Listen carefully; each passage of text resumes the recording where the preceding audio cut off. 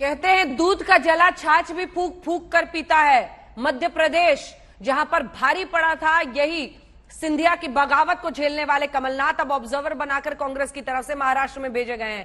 पंकज हमारे साथ बने हुए हैं। पंकज, सबकी नजर इस बात पर है। देखिए, अब 3 बातें मुख्य हैं। सबसे पहली, क्या 37 विधायकों को शिवसेना से तोड़ पाएंगे? तभी एंटी डिफेक्शन लॉ नहीं लगेगा, दल बदल कानून नहीं लगेगा। दूसरी तरफ संजय राउत, क्या अब हार मानती हुई शिवसेना दिख रही है जब वो ये कहते हैं कि ज्यादा से ज्यादा क्या होगा, सत्ता जाएगी? और तीसरी तरफ तरीका क्या होगा, क्योंकि राज्यपाल भगत सिंह कोश्यारी इस वक्त कोविड का इलाज कराने के लिए अस्पताल में है। तो अगर अगला कदम उठाते हैं एकनाथ शिंदे, क्या होगा?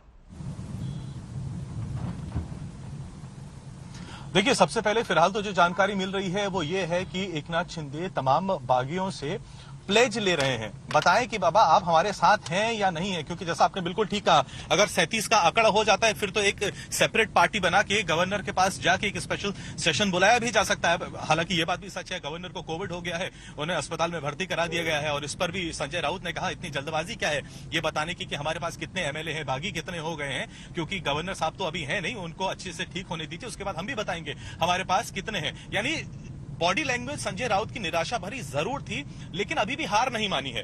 अभी भी वो कह रहे हैं कि कम्युनिकेशन जो हमारा लिंक है वो टूटा नहीं है, प्रयास चल रहे हैं। उन्होंने कहा 1 घंटे तक हमारी आदमी खुद की उन्होंने कहा कि 1 घंटे तक एकनाथ शिंदे से बातचीत हुई है।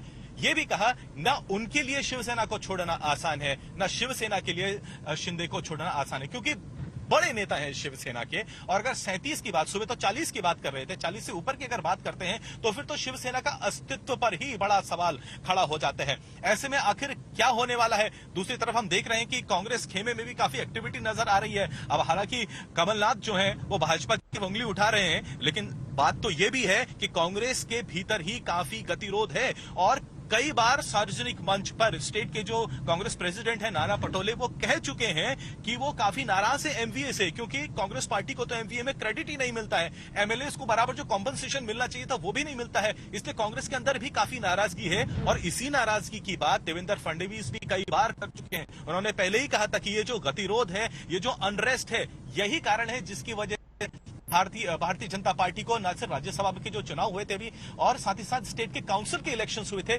उसमें भी जीत मिली है।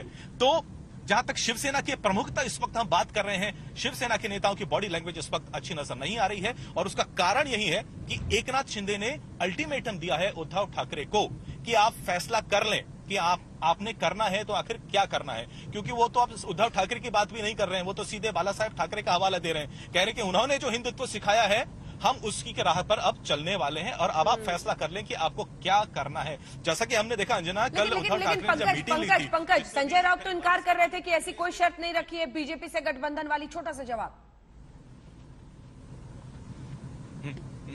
देखिए, सीधी सी बात है, कल अल्टीमेटम था। कई इस वक्त जो है बयान आ रहे हैं। सीधी बात यह है कि कल एकनाथ शिंदे ने अल्टीमेटम दे दिया कि अगर मान जाते हैं, बीजेपी के साथ चलते हैं तो पार्टी बनी रहेगी, नहीं आते हैं तो पार्टी टूट जाएगी।